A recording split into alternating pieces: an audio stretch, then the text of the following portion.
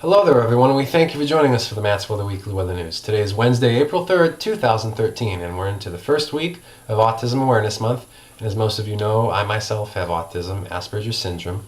I am on the more high-functioning end of the spectrum, but autism is, as most of you know, a very personal, very close to my heart cause. So just like last April, for Autism Awareness Month, this April for Autism Awareness Month, we're going to be talking all about autism each week, each Wednesday on the Weather News to help raise awareness for autism. Now, the first thing that you probably notice is that the room here is a little bit darker than it normally is. Well, that's because Home Depot and a few other stores are selling blue light bulbs with a portion of the sales going to autism. And they're doing this because the color blue is really the color of autism. And I bought a few of these light bulbs, and they're not really all that bright is really the only problem with them. The light up on the ceiling here, I have 2 of the 3 light bulbs that light takes. I put the blue light bulbs in, and I had to put keep one of the traditional regular light bulbs in up there. Otherwise it just gets too dark in here. I tried doing all blue light bulbs, but they just don't generate enough light. So, and then we have one of the blue light bulbs on the light right here that we usually use to the light right here on the desk that we use to get as much light in the videos as we usually possibly can. That's why I appear probably relatively blue to all of you at home. So that's that. And what we're going to be talking about today is how genetically modified foods can affect autism. The Lyme-Induced Autism Foundation, LIA, has posted a press release urging doctors to prescribe diets free from genetically modified foods. According to the LIA, these foods could pose a health threat to people with chronic illnesses. The Lyme-Induced Autism Foundation, LIA, supports patients with Lyme disease, autism, and other chronic illnesses. In a press release posted on August 25th, 2009, so this article is a few years old, the foundation suggests doctors should include education about genetically modified foods in their treatment of Lyme disease and autism. Little is known about the effect of genetically modified foods on the compromised digestive system of people with chronic illnesses. Genetically modified foods are created through the genetic mutation of known plant species. Before plants were genetically changed, selective breeding was used to increase the hardiness and yield of plants. If one species yielded larger crops and another resisted fungus, these plants were bred together until a perfect species was created. Today, researchers can change the genetic makeup of the plant using gene modification.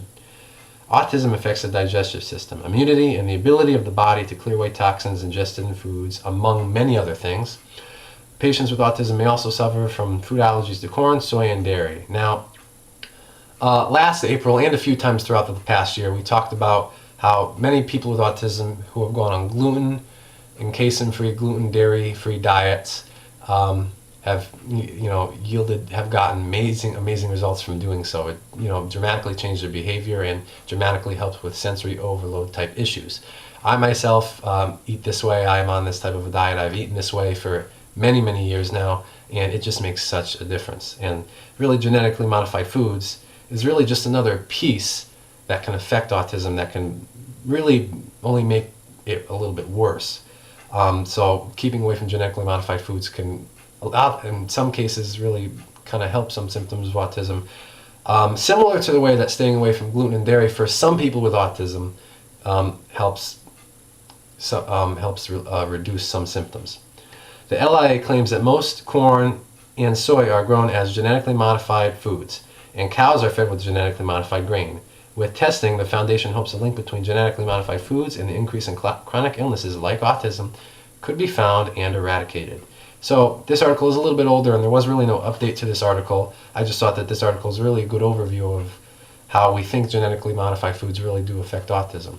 And real fast, a few tips on how you can avoid genetically modified foods. Read the PLU labels. If the 5-digit PLU number on a food starts with 8, the food is either genetically modified or genetically engineered. If the 5-digit PLU number starts with a 9, it's organic. Also, by watching for the absence of either the 8 or 9, which means the produce is neither genetically grown or genetically modified, which means it's basically a traditional produce, which means it's not organically grown, but it's not genetically modified, which basically means it's grown the traditional way and they just spray it with pesticides, which really isn't that good either. But Okay, another way you can avoid GMO foods is buy foods labeled 100% certified organic. Laws in both the United States and Canada do not allow food labels to say 100% certified organic to contain any genetically engineered food, including animals that have been fed genetically modified feed. Also look for labels non-GM or GMO free. These can be hard to find, but if you're able to support manufacturers that produce foods that are not genetically engineered, you can encourage other manufacturers to follow their lead. And last thing, buy whole, fresh foods rather than processed ones. Foods that you cook and prepare yourself are almost always healthier than anything you can buy ready-made.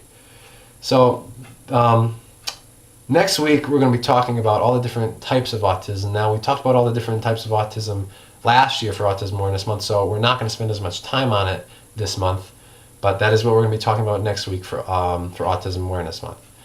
Okay, and now, other thing I forgot to mention, I meant to mention this at the beginning.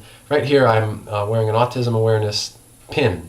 Now, I ordered this pin actually from Amazon.com. So if you're interested in getting an autism awareness pin or any other autism awareness stuff, maybe like bumper stickers or bumper magnets or anything like that, you can just go to Amazon.com and type it in the search box, and there's plenty of different things you can buy to raise awareness for autism there.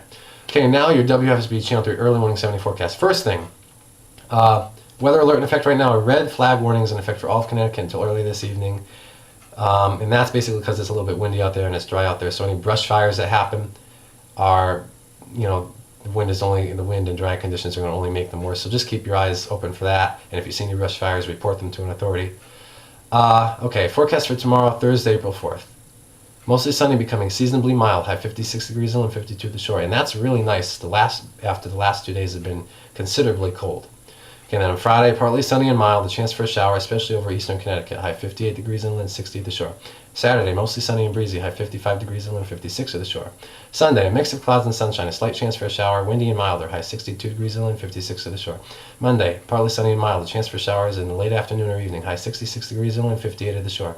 Tuesday, partly to mostly cloudy, high 60 degrees inland, 54 to the shore. And next Wednesday, which is April 10th, partly sunny, breezy and mild, high 72 degrees inland, 60 to the shore. We have no guest viewer segment this week. If you're interested at all in the guest viewer segment, you can email me at massweather1, the number 1 at AOL.com. And that'll do it for the Matt's Weather Weekly Weather News this week. We hope you join us for the Matt's Weather Weekly Weather News next week on Wednesday, April 10th. We'll see you then.